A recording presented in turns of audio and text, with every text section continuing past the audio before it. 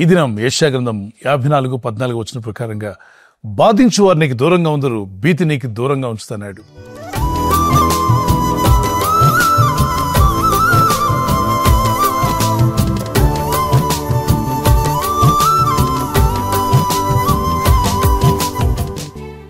నిన్ను బాధించువారు నీకు దూరంగా ఉందరు, భీతి నీకు దూరమగునన్నాడు.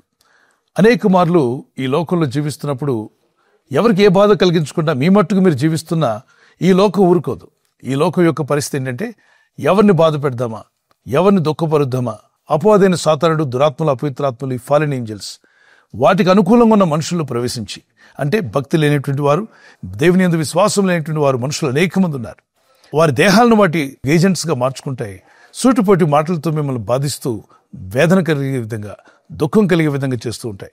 అటు వాటిని చూసి నువ్వు బాధపడొద్దు, కృంగిపోవద్దు. కానీ యెషయా గ్రంథం 54:14 వచనంలో అంటాడు, నిన్ను బాధించు వారు నీకు దూరంగా ఉంచుతాను, భీతి నీకు దూరమగునన్నాడు.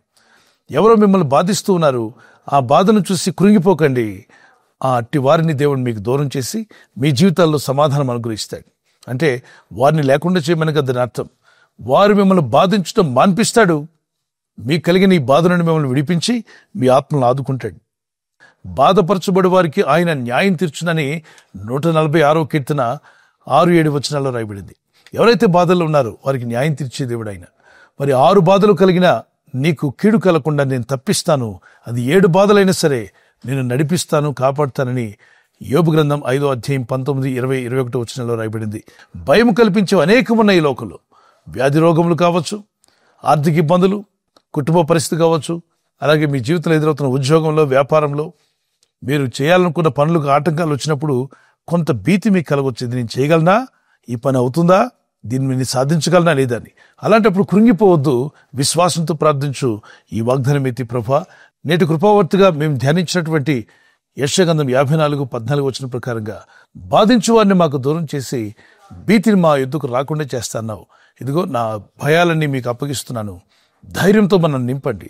అసలు శ్రమలంటూ నాకు రావద్దని ప్రార్థన కాదు, ఈ లోకంలో మీకు శ్రమ కలుగును, అయినా ధైర్యం తెచ్చుకోండి, మీరు తప్పనిసరిగా ఈ లోకాన్ని జయిస్తారని ప్రభు చెప్పాడు.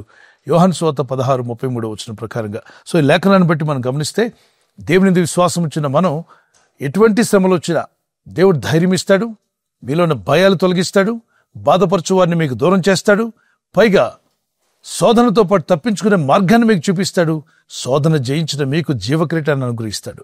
దేవుని దయలో మీరు వర్ధిల్లి బలమైన సాక్షులుగా ప్రభు కొరకు వాడబడాలని నా ప్రార్థన.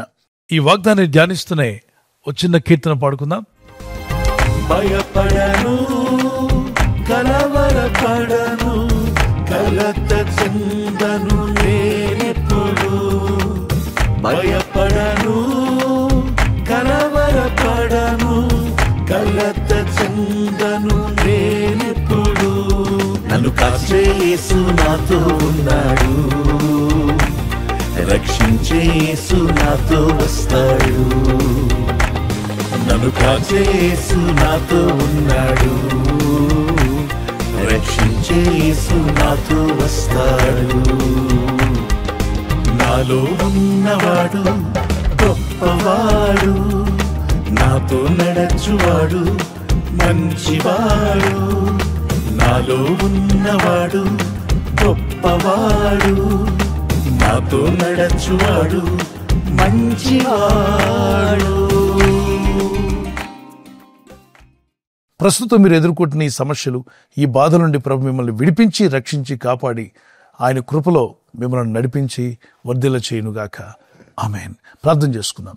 Dear lord Jesus, I pray that let your mercy come upon your people. నీ ప్రజల మీదకి నీ యొక్క కనికరం, let your compassion may heal your people master.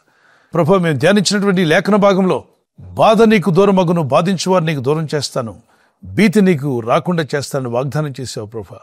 ఇదిగో సకల భయాలు తొలగించేయి, బాధించబడుతున్న నీ ప్రజలకు న్యాయం తీరుస్తాను వాగ్దానం చేశావు. ఎట్టి బాధల్లో ఉన్నా, ఎవరి చేత బాధించబడుతున్నా వెంటనే నీ ప్రజలకు న్యాయం తీర్చువాడు నీవే గనుక నీ సహాయం వచ్చునుగాక. ఈరోజు ప్రార్థించి ప్రయత్నించబోతున్న శంకుస్థాపన అయిన, గృహప్రవేశమైన, ఒక బిజినెస్ ప్రారంభిస్తున్నా, ఉద్యోగ ప్రారంభానికి వెళ్తున్నా, ఒక మంచి కార్యక్రమాన్ని ప్రారంభిస్తుండగా, నేను వారి బిడ్డల వివాహం కొరకు ప్రయత్నాలు చేస్తుండగా, వారు చేస్తున్న ప్రయత్నాలు ఫలించలాగున మీ దూతలకు ఆజ్ఞాపించండి. ఎవరైనా హాస్పిటల్లో ఉన్నా, ఐసీయూలో ఉన్నా, ప్రభు ఎవరైతే సీరియస్ కండిషన్లో ఉండి బాధపడుతున్నారో వారికి యేసు నామములో స్వస్థతను అనుగ్రహించండి. కృంగిపోయిన వారిని లేవనెత్తండి. మీ గాయపడిన హస్తమును చాపి వారికి ఉన్న సకల రోగాల నుండి విడుదల ఇచ్చేయి. వారిని లేపి నడిపించడాన్ని సాక్షులుగా నిలబెట్టుకోండి. ఈ ఉదయకాలం ప్రతి రోగి యేసు నామములో స్వస్థత నొందునుగాక. తండ్రి, ఈ దినం ఎవరైతే ప్రయాణమై వెళ్ళబోతున్నారో, అది రైలు మార్గమైనా, ఆకాశ మార్గమైనా, బస్సుల్లో, వాహనాల్లో ఎక్కడ ప్రయాణం చేస్తున్నా, రోడ్డు మార్గంలో ఏ వాహనంలో వారు ప్రయాణం చేస్తున్నా, నీ ప్రజలకు కాపాడే దూతలను పంపండి. ఉదయం బయలుదేరి సాయంకాలం ఇంటికి వచ్చేంత వరకు నీ కాపుదల, కాపాడే దూతల యొక్క సహాయము నీ ప్రజలకు దయచేయమని అడుగుతున్నారు. నీ దయా, నీ ప్రేమలు వీరిని వర్ధిల్ల చేయమని ఇదిగో వీరందరినీ చేతికి అప్పగించుకుంటూ ఈ కృపావర్తను బట్టి దినమెల్లా నీలో ఆనందించి సంతోషిస్తూ ఎదురయ్యే ప్రతి సవాలు జయించే కృపనిమ్మని క్రీస్తు యేసు నామములో అడిగి వేడుకుంటున్నాను నా పరలోకపు తండ్రి. ఆమెన్, ఆమెన్. God bless you. ప్రభు కృప మీకు తోడే నడిపించును గాక. ఆమెన్.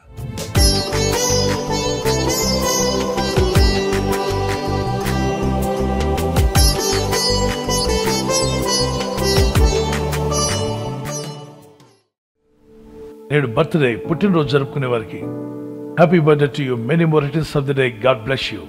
మీకు వాగ్దానం ఇర్మియా గ్రంథం 39:18 నీవు నన్ను నమ్ముకొంటివి గనుక నిశ్చయముగా నేను నిన్ను తప్పించెదను.